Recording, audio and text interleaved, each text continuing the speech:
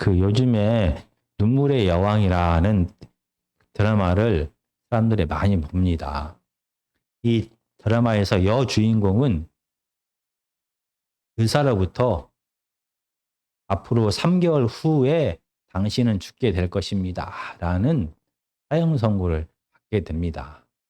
이 혜인이라는 여주인공은 이 의사의 말을 듣고도 실감하지 못합니다. 도저히 믿을 수가 없습니다. 왜냐하면 이 혜인이라는 여자 주인공은 30대 초반입니다. 거기에 더해 그는 모든 아무리 어려운 힘든 질병에 걸렸더라도 모든 사람들을 동원하여 최고의 수술과 치료를 받을 수 있는 재벌입니다. 그런 그에게 3개월 남았다라는 사형 선고는 실감하지 못하게 된 것입니다. 그런데 오늘 본문에서 제자들도 예수님께서 예루살렘 성전이 무너지게 될 것이다라는 심판의 말씀을 듣고 실감하지 못했습니다. 마태복음 24장 1절에서 2절까지만 먼저 함께 읽겠습니다. 마태복음 24장 1절과 2절은 같이 읽겠습니다. 시작. 예수께서 성전에서 나와서 가실 때 제자들이 성전 건물들을 가리켜 보이려고 나아오니 대답하여 이르되 너희가 이 모든 것을 보지 못하느냐? 내가 진실로 너희에게 이르노니 돌 하나도 돌 위에 남지 않고 다 무너뜨려지리라. 그리고 바로 그 전에 있는 37절과 38절은 23장 37절과 38절은 제가 읽겠습니다. 예루살렘아 예루살렘아 선지자들을 죽이고 내게 파송된 자들을 돌로 치는 자여 암탉이 그 새끼를 날개 아래에 모음같이 내가 내 자녀를 모으려고 한 일이 몇 번이더냐. 그러나 너희가 원하지 아니하였도다. 보라 너희 집이 황폐하여 버려진 바 되리라. 지금 오늘 본문의 배경은 마지막 유월절을 보내기 위하여 예수님께서는 예루살렘 성전으로 오셨습니다. 그리고 나서 바리새인들과 서기관들에 대한 심판을 말씀하시고 마지막에 이 예루살렘 성전이 무너지게 될 것이다 라고 예언했습니다. 그런데 심지어 제자들조차 이 예루살렘 성전이 무너지게 될 것이다 라는 말을 믿을 수가 없었습니다. 왜냐하면 성전은 전능하신 하나님께서 임재하는 집입니다. 하나님께서 임재하는 그 집이 전능하신 하나님께서 임재하시는데 누가 감히 그 집을 무너뜨릴 수가 있는 것입니까? 그래서 아무도 믿지 않았습니다. 그래서 제자들은 24절에서 예수님한테 이렇게 말합니다. 예수님, 이 성전을 보십시오. 이 화려하고 이 웅장한 이 성전에 다시 한번 보십시오라고 말합니다.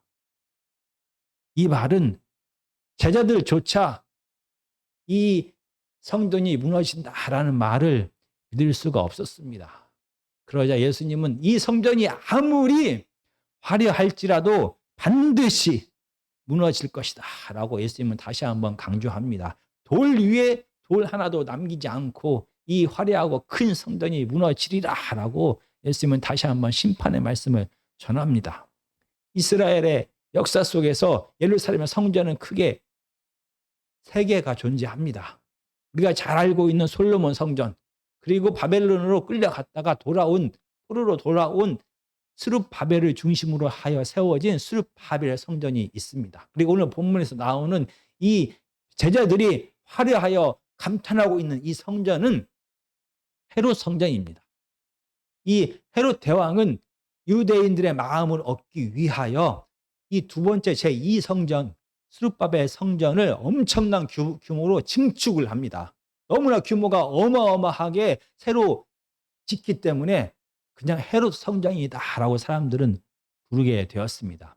솔로몬 성전이 7년 만에 이 솔로몬의 아름다운 성전이 지어졌습니다. 그런데 이 헤롯 성전은 BC 19년에 시작되었고 물론 중간에 쉬는 시기도 있지만 AD 64년에 완성이 됩니다. 이렇게 화려하고 웅장한 이 성전이 무너질 것이다라고 아무도 생각하지 못했습니다. 그래서 그 당시에 유대인들은 이렇게 말을 했습니다. 헤롯 성전을 보지 않은 자는 세상에서 가장 아름답고 화려한 성전을 보지 못한 것이다 라고 말을 했습니다. 그런데 아무리 화려하고 웅장해도 성전이 제 기능을 발휘하지 못하면 이 성전은 무너집니다. 바로 솔로몬 성전이 무너지게 될 것이다 라고 많은 선지자들이 예언을 하게 되었습니다. 그리고 그 예언대로 솔로몬 성전은 기원전 586년에 바벨론에 의하여 완전하게 철저하게 무너지게 되었습니다. 이 솔로몬 성전의 예언을 여러 선지자들이 솔로몬 성전의 무너짐을 예언한 여러 선지자들 중에서 저희가 예레미야 7장을 한번 살펴보겠습니다. 예레미야 7장 12절에서 14절까지입니다. 너희는 내가 처음으로 내 이름을 둔 처소 실로에 가서 내 백성 이스라엘의 악에 대하여 내가 어떻게 행하였는지를 보라. 여호와의 말씀이니라. 이제 너희가 그 모든 일을 행하였으며 내가 너희에게 말하되 새벽부터 부지런히 말하여도 듣지 아니하였고 너희를 불러도 대답하지 아니하였느니라. 그러므로 내가 실로에 행함 같이 너희가 신뢰하는 바 내 이름으로 일컬음을 받는 이 집 곧 너희와 너희 조상들에게 준 이곳에 행하겠고. 지금 바로 예레미야 선지자를 통하여 이스라엘 백성들에게 경고하십니다. 실로를 멸망시킨 것처럼 너희들이 그렇게 귀하게 여기는 이 솔로몬 성전을 멸망시키겠다라고 예수님은 시키겠다라고 예레미야를 통하여 하나님은 경고하십니다. 실로는 바로 우리가 사무엘상에서 보았던 엘리 시대의 하나님의 성막이 바로 실로입니다. 엘리 제사장은 그의 아들들이 이 성전, 성막에서 지내는 제사를 통하여 성전을 통하여 그들의 쾌락과 그들의 욕심을 채우는 것을 그대로 내버려 두었습니다. 그 결과 엘리 가뭄은 이 실로에 있는 성막과 함께 무너지게 되었습니다. 그리고 나서 지금 예레미야 7장에서는 실로 성막이 무너진 것처럼 예루살렘 솔로몬 성전도 멸망하게 될 것이다 라고 예언하는 것입니다. 왜 솔로몬 성전이 무너지게 되는 것입니까? 예레미야 7장 바로 위에 11절입니다. 내 이름으로 일컬음을 받는 이 집이 너희 눈에는 도둑의 소굴로 보이느냐? 보라, 나 곧 내가 그것을 보았노라. 여호와의 말씀이니라. 바로 솔로몬의 성전이, 기도하는 하나님의 성전이, 하나님을 만나는 그 성전이 강도의 소굴이 되었다라고 말합니다. 바로 예레미야는 예레미야 시대에 이스라엘의 죄악에 대하여 계속해서 심판의 말씀을 전했습니다. 이스라엘은 이스라엘의 왕에서부터 백성에 이르기까지 하나님을 버리게 됩니다. 그들은 힘과 쾌락을 쫓아갑니다. 그 사회에는 거짓이 가득합니다. 그 결과 거짓 선지자들이 힘을 얻고 하나님의 뜻을 온전히 전하는 선지자들이 고통을 당하고 핍박을 당하고 죽임을 당하게 되었습니다. 이스라엘 백성들은 왕에서부터 온 이스라엘 백성이 하나님을 우상처럼 여기고 하나님을 떠났습니다. 그 결과 예루살렘 성전은 강도의 소굴이 되어서 자기의 쾌락을, 자기의 힘을, 자기가 원하는 것을 이루는 이방 신전과 같이 변해버렸습니다. 그 결과 기원전 586년에 바벨론에 의하여 이 아름다운 솔로몬의 성전은 완전하게 철저하게 무너지게 되었습니다. 강도의 소굴이 되어버린 성전은 무너졌습니다. 그리고 마태복음에서 마지막 6월절을 보내기 위하여 예수님께서 예루살렘으로 입성하시고 예루살렘의 성전에 들어가셔서 이렇게 말씀하십니다. 마태복음 21장 13절입니다. 그들에게 이르시되 기록된 바 내 집은 기도하는 집이라 일컬음을 받으리라 하였거늘 너희는 강도의 소굴을 만드는 도다 하시니라. 예레미야 시대처럼 이 헤롯 성전 역시 솔로몬 성전처럼 강도의 소굴이 되었습니다.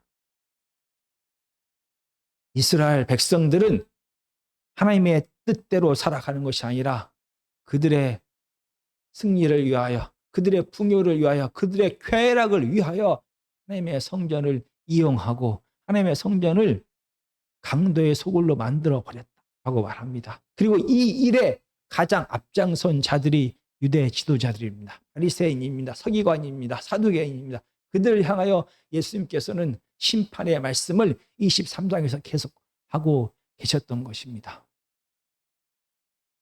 바로 솔로몬 성전이 무너진 것처럼 이 화려하고 웅장한 이 헤롯 성전 역시 무너지게 될 것이다 라고 예언하고 계십니다.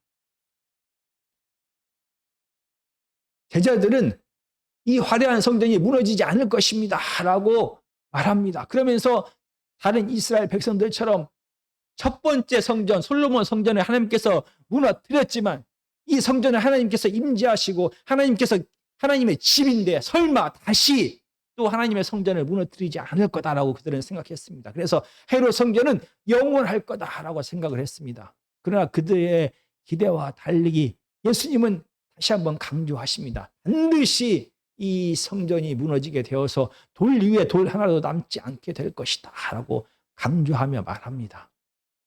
이 화려한 성전, 이 웅장한 성전, 하나님이 임재하시는 이 집이 무너진다는 것을 생각하지 못했던 제자들은 다시 한번 예수님 앞에 질문을 바꿉니다.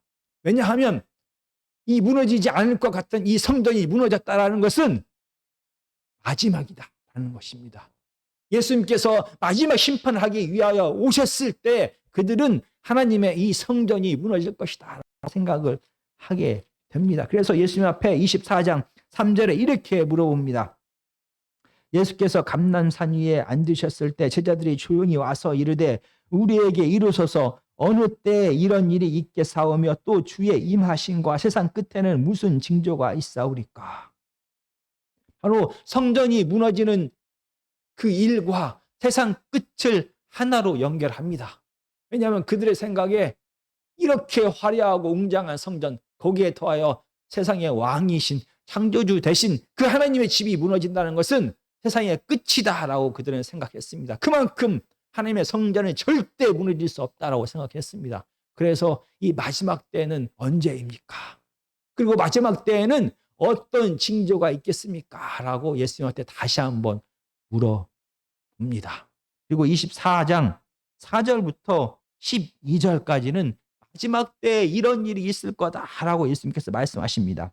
예수께서 대답하여 이르시되 너희가 사람의 미혹을 받지 않도록 주의하라. 많은 사람이 내 이름으로 와서 이르되 나는 그리스도라 하여 많은 사람을 미혹하리라. 난리와 난리 소문을 듣겠으나 너희는 삼가 두려워하지 말라. 이런 일이 있어야 하되 아직 끝은 아니니라. 민족이 민족을 나라가 나라를 대적하여 일어나겠고 곳곳에 기근과 지진이 있으리니 이 모든 것은 재난의 시작이니라. 그때 사람들이 너희를 환난에 넘겨 주겠으며 너희를 죽이리니 너희가 내 이름 때문에 모든 민족에게 미움을 받으리라. 그때 많은 사람들이 실족하게 되어 서로 잡아주고 서로 미워하겠으며 거짓 선지자가 많이 일어나 많은 사람을 미혹하겠으며 불법이 성함으로 많은 사람의 사랑이 식어지리라. 4장부터 12절까지는 말세가 종말에 어떤 일이 있겠습니까? 라고 묻자 예수님께서 말씀하신 것입니다. 그런데 이상합니다. 이 예수님께서 말씀하신 것, 자연재해가 있을 것이다. 그리고 사람들의 욕심이 끝이 없기 때문에 전쟁이 있을 것이고 서로 미워하게 될 것이고 분노하게 될 것이다. 그리고 오히려 거짓이 만연하게 되어서 거짓 선지자가 가득하게 될 것이고, 의인은 하나님의 뜻을 행하는 의인 선지자들은 핍박을 받게 될 것이다. 마치 불법, 하나님의 법이 전혀 삶 속에 작동하지 않는 시대, 불법의 시대가 될 것이다. 그 결과 사랑은 식어지게 될 것이다. 율법은 한마디로 말하면 사랑. 그런데 사랑이 없는 시대, 사랑이 식어져 버린 시대가 될 것이다 라고 말합니다. 마지막 때 징조의 모습이 마치 예레미야 시대의 모습과 같습니다. 마치 이사야 시대의 모습과 같습니다. 마치 예수님 당시의 모습과 같습니다. 사람들의 죄악이 관영하여 서로가 서로를 미워하고 전쟁이 일어나고 자연재해가 일어나고 하나님의 법이 마치 아무런 쓸모가 없는 것처럼 세상의 질서가 승리하는 것 같은 시대, 도리어 의인들이 핍박받는 시대의 모습.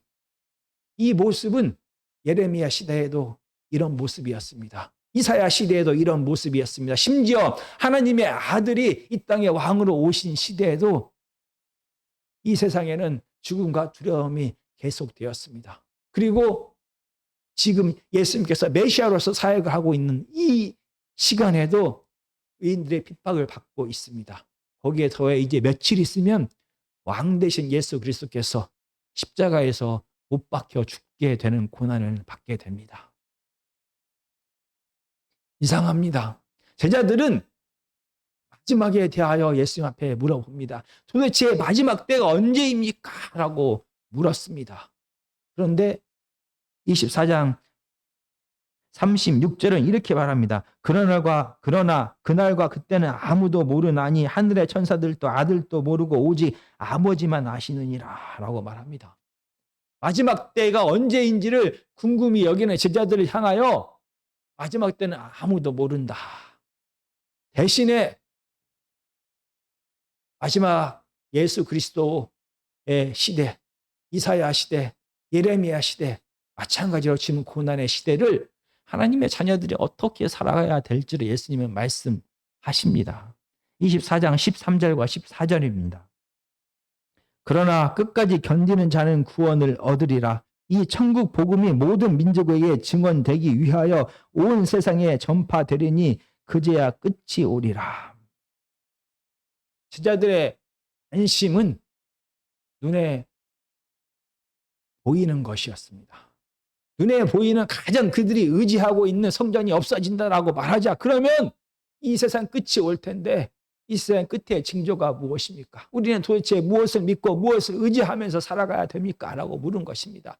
그러나 예수님은 이 세상의 끝에 대하여 언제가 끝일지를 말씀하시는 것이 아니라 끝날까지 언젠가는 끝이 오게 될 것이다. 그러나 끝이 오게 되는 이 종말의 시계, 이 교회의 시대에는 여전히 이사야 시대처럼 예레미야 시대처럼 고난이 계속될 것이다. 하나님의 나라와 하나님의 질서와 세상의 질서가 계속 부딪히며 충돌할 것이고 마치 세상이 승리한 것처럼 의인은 고난받으면서 견뎌야만 하는 시대가 계속될 것이다 라고 말을 합니다. 그러나 끝까지 견디는 자는 구원을 얻게 될 것이다.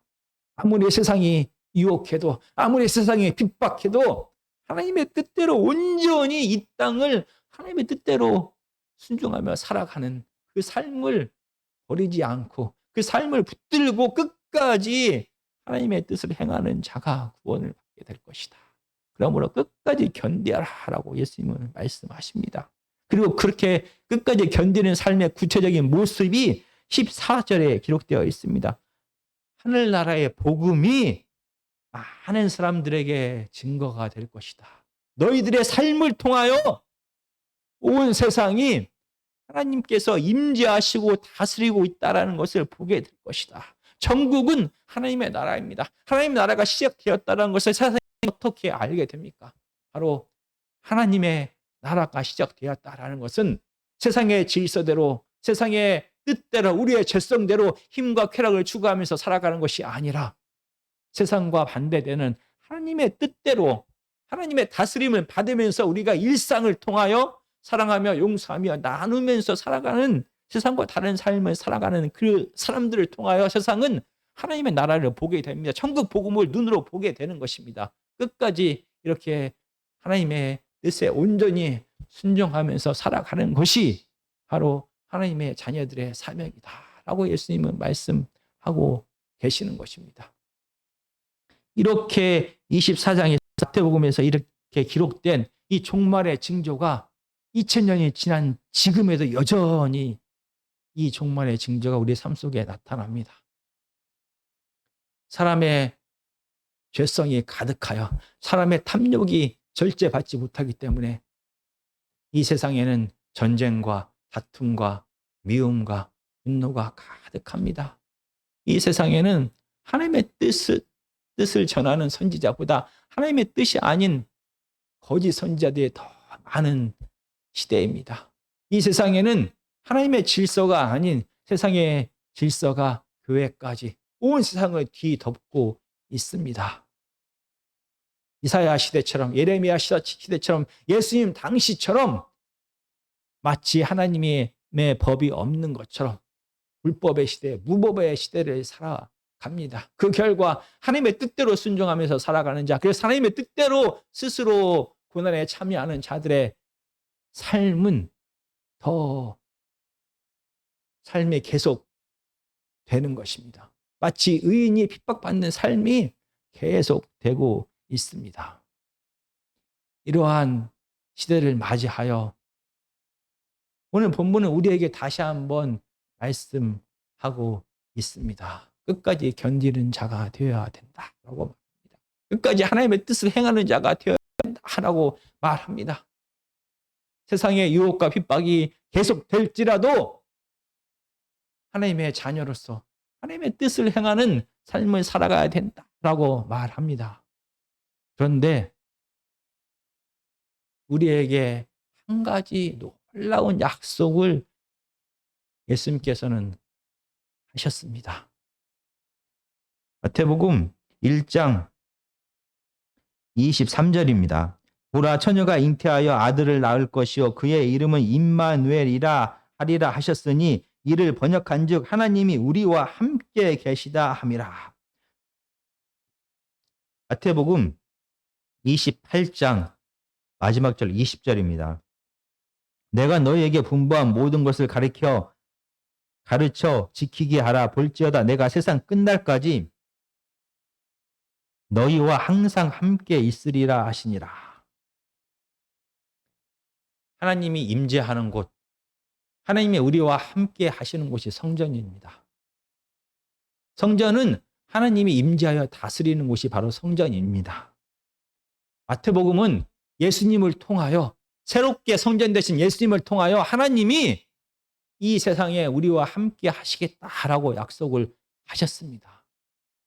그리고 예수님은 이 땅에서 하나님이 누구인지를 온전히 순종하는 그분의 삶을 통하여 사랑하고 용서하고 나누는 삶을 통하여 드러내셨습니다. 바로 성전의 역할을 예수님께서 완벽하게 하셨습니다. 그리고 십자가에서 죽으시고 부활하셨습니다. 예수 그리스도의 십자가의 죽으심과 부활을 통하여 성령님께서 거룩하신 성령님이 이제 우리 안에 거하게 되었습니다.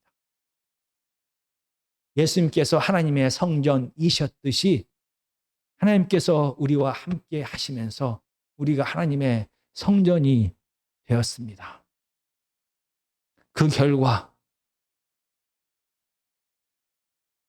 예수님이 세상의 질서대로 살지 아니하고 하나님의 뜻에 온전히 순종하면서 성전의 기능을 제대로 발휘하면서 하나님의 나라를 확장시키셨던 것처럼 같은 사명을 우리에게 주셨습니다. 그래서 우리에게 주신 사명은 바로 우리가 예수님처럼 성전으로서 이 땅을 살아가는 것입니다. 우리가 성전으로서 이 땅을 살아가기 위하여는 하나님께서 우리의 삶 속에 계속 임재해야만 하는 것입니다. 우리에게 주어진 가장 큰 사명은 하나님 나라를 확장하는 어떤 눈에 보이는 사명이 아니라 하나님의 자녀로서 우리가 자녀됨을 잊지 않는 것입니다. 우리가 하나님의 자녀됨을 잊지 않을 때 하나님께서는 우리 안에 거하셔서 우리에게 함께 하십니다. 하나님이 우리와 함께 하실 때 우리는 하나님이 임재하고 통치하는 성전이 되는 것입니다. 그 결과 우리는 하나님의 뜻대로 이 세상에서 하나님의 사랑하며 용서하며 나누며 살아갈 수가 있는 것입니다.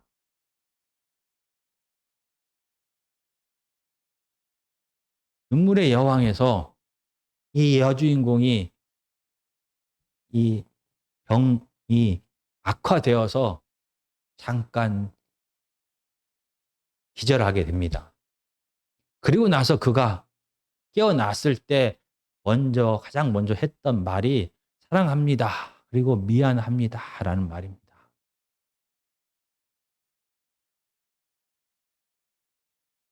그가 혹시 이 말을 하지 못하고 자기가 죽게 될 것이 너무나 두려웠습니다. 이 말은